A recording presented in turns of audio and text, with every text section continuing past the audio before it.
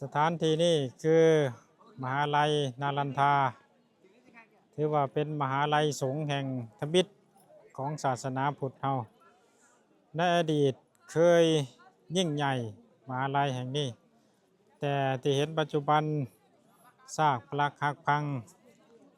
ก็ย้อนว่าผ่านการเวลามาหลายยุคหลายศตวรรษเฮ็ดให้มหาลัยแห่งนี้เสื่อมโทรมไปตามกาลเวลาสถานที่แห่งนี้ก็เป็นบ้านเกิดของพระสารีบุตรเนาะที่เห็นอยู่ทางนี้คือบ้านเกิดของพระสารีบุตรพระสารีบุตรเกิดอยู่นี้แล้วก็ไปประกาศศาสนานำพระสัมมาสัมพุทธเจ้าออกบวชจนบั้นปลายชีวิตของเพิ่นก็มาปรินิพพานอยู่ที่บ้านเกิดแห่งนี้เพื่อจะมาโปรดพ่อโปรดแม่เพิ่นผู้เป็นมิจฉาทิฏฐิอันนี้ก็คือมหาลัยเมืองนารันทาถือว่าเป็นมหาลัยเก่ามหาลัยเก่าแก่ที่สุด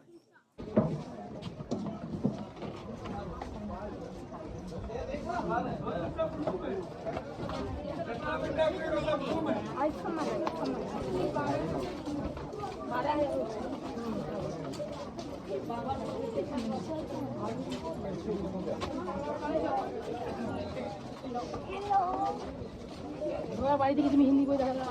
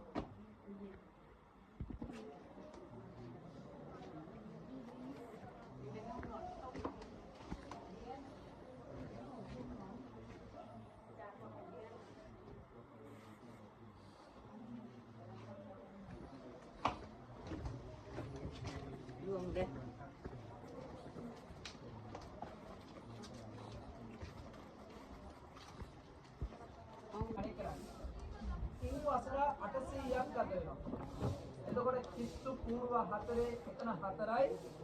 800 හැදෙන තාලේ කිස්තු